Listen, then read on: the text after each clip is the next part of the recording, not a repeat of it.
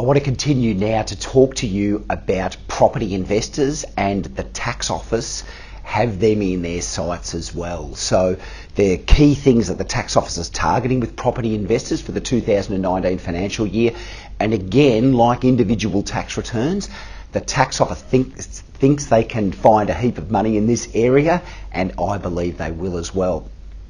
There's been a bit of a statistic taken actually of how many property investors there are in Australia, and they think it's around about 8% of the population. So that's around about 8% that Billy probably lost with all his gung-ho-ness recently coming up to that election. Just a little reminder, get yourself right in politics with tax or they'll chop you out. Here we go with property investors. These first two here, excessive interest and jointly held claims, they are usually innocent just errors that are made by property investors or their tax agents when they're doing their tax return. So excessive interest is purely, you've got a loan for a negatively geared investment property, you're paying interest on that, and the interest that you're claiming in the tax return is too high.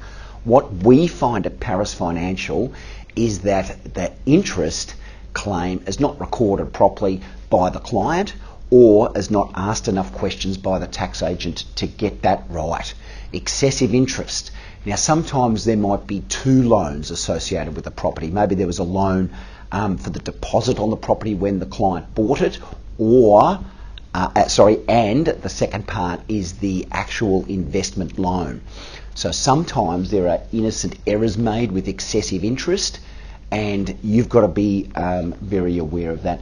Jointly held claims, again, a big area for property investors and where they make innocent mistakes is that property is either held in an individual's name. Let's concentrate on individuals for a moment. Stay away from the corporates and the trusts. So it's either held in an individual name, so 100% of the revenue and the expenses goes to that individual. It's jointly held, which means it's 50-50.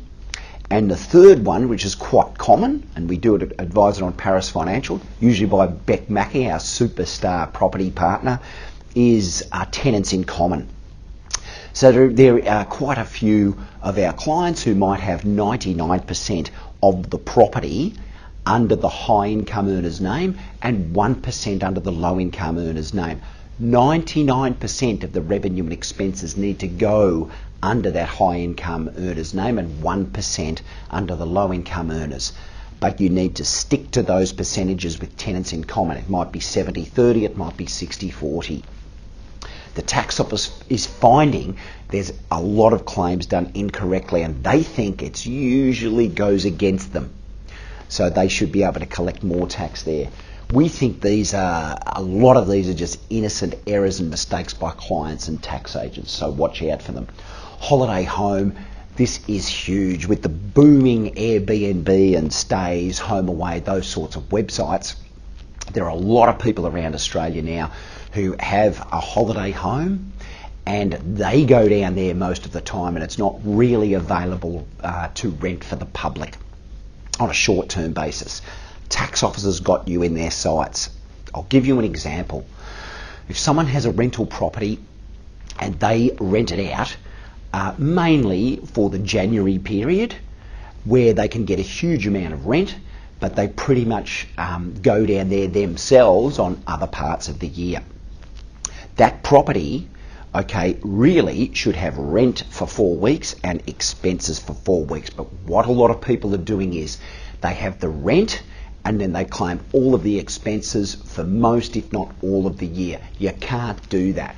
The tax office says that property has to be available for rent with Airbnb. It's got to be available for rent with Stays or available with to rent with a holiday letting agent. And yes, you can go down and stay in that property but for the days where you've closed it off for yourself or the weeks, you can't claim expenses for those weeks. So get it right, and get it right with your tax agent, because the tax office definitely has you guys in your sight. The other thing with holiday homes is that some people have holiday homes in other states. Usually they've been to a seminar. Anyway, they go and see their property interstate, and used to be a little bit of a lurk. People used to be able to claim those sorts of things when they went interstate.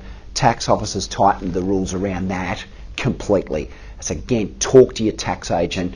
Your trips up north or your trips out west, maybe you can't claim them. The final one the tax officers got in their sights is the initial repairs.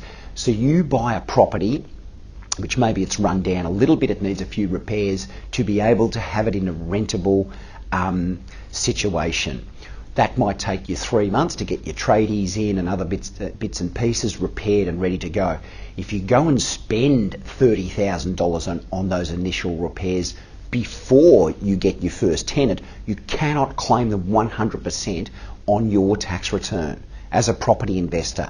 It can be claimed over a long period of time. So again, initial repairs on a property bought as a property investor to get it up and rentable are not claimed in the first year, and it does affect your tax.